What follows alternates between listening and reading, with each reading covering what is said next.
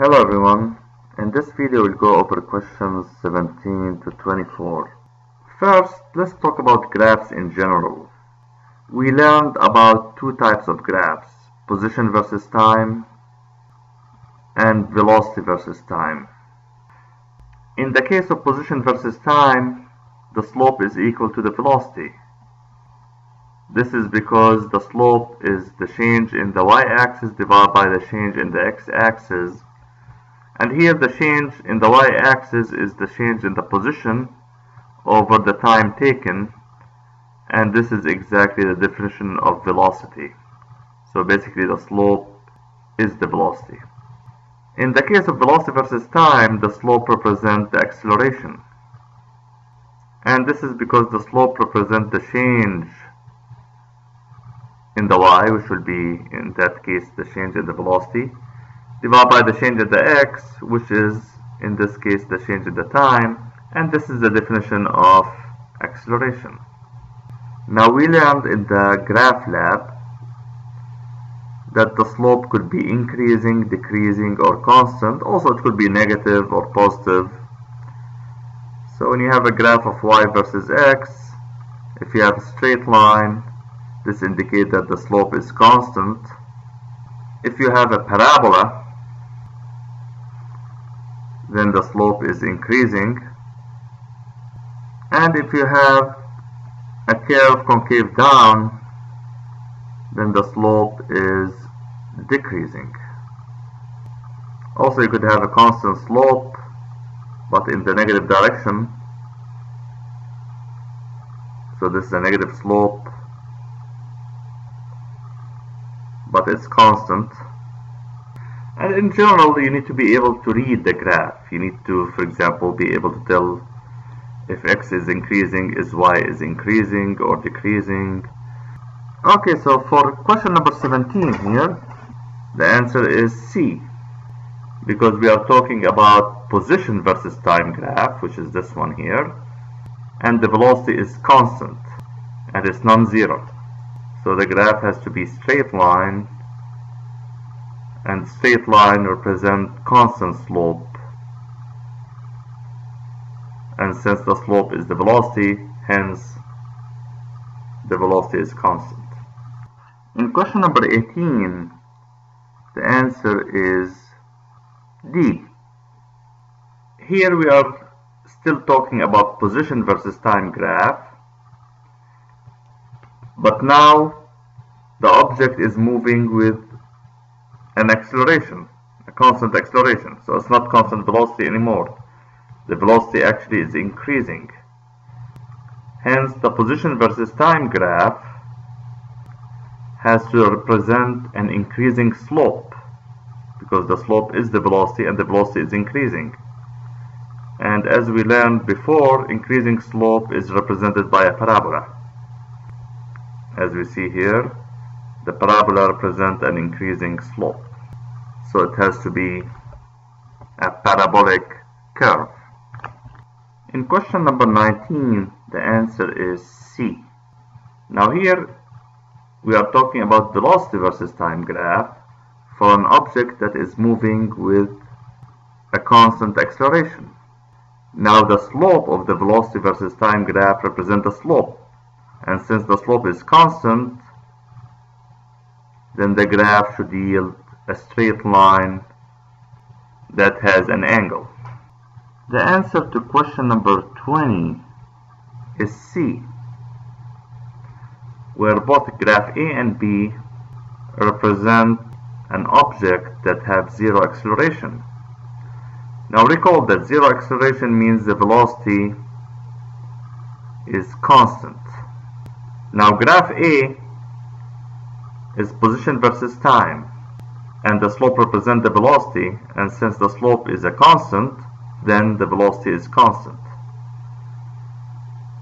Graph B represents velocity versus time, and since the slope of velocity versus time is acceleration, and the slope here is zero, because it's a horizontal line, hence the acceleration is zero. Now graph C represents velocity versus time graph, so the slope is acceleration, And here the slope is not 0, the slope is negative. So this one represents a negative acceleration, a constant negative acceleration. Graph D represents a positive acceleration in the positive direction, because the slope here is positive. So this is a positive constant acceleration. Hence, C and D are not the right answer, because we are looking for 0 acceleration. In question number 21, the answer is C. Here we have position versus time graph, and we are asked to find the average velocity between t equal to 1 second and t equal to 4 seconds. Now, as we mentioned, the slope of position versus time represent the velocity, the average velocity. In order to find the average velocity between time equal to 1 second and time equal to 4 seconds, we need to find the slope of the straight line that connect those 2 points. So if you draw a straight line here, the slope of this straight line will be the average velocity. And as we know, the slope is the change in the vertical axis. So it will be 2 minus 0, and that's in meter, divided by the change in the horizontal axis, it will be 4 minus 1, and that's in second. So the answer will be 2/3 meter per second, which is 0.67 meter per second. Also, the second method to solve the problem is by reading the graph. We know that average velocity is displacement divided by time. Here, if you look at the displacement is always the change in the position. So it's the final position minus the initial position over the time taken. Now here, if you look at the change in the position, the object went from 0 meter to 3 meters, position 3 meters. So if you want to think about it here, if this is the positive x, the object went from 0 to 3 meters, this is in meter, and then it went back. So this is at 3 meters, then it went back to position 2 meters. This is position 2 meters. So basically the particle here went from 0 to 3, then decided to go back to position 2 meters. This is 2 meters. So the overall displacement, which will be the line that connects the starting point to the end point, will be 2 meters. That's the displacement. Over the time taken, which is 4 minus 1, and that's 3 seconds. And you get the same answer. Okay, so this is another method by just reading the graph. In question 22, the answer is E. Here it asks you about the average speed. It's not the average velocity, it's the average speed. We know that average speed is the total distance over the total time. And again, it's from 1 second to 4 seconds. Now for the total distance, again, notice that the object went from 0 meter all the way to 3 meters. This position here is corresponding with around 3 meters. Then it went back to 2 meters. So again, if you want to represent the x-axis here, where the object is moving, it started from 0 meter, it went to 3 meters, position 3, then it went back to position 2 meters. So from 0 to 3, that's 3 meters, then from position 3 meters to position 2 meters. So we have 3 meters here and we have 1 meter here. So the total distance is 4 meters. And the time taken is still 3 seconds. It's from 1 second to 4 seconds. And 4 divided by 3 will give you 1.33 meter per second, or 4/3. So the answer is E. The answer to question number 23 is both D and E. Note that question number 23 is about position versus time graph. It's not velocity versus time. So the slope here represents the velocity. We have two graphs here for object C and object D that intercept at certain point, where this point represents specific position, X, CD, for example. Now note that both of those graphs are straight line, meaning the velocity is constant for both of them. So C is moving with a constant velocity, and D is moving with a constant velocity. Which one has bigger velocity? You can see that the slope of C is bigger than the slope of D.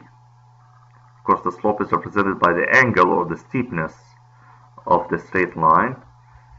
So the velocity of C is bigger than the velocity of D.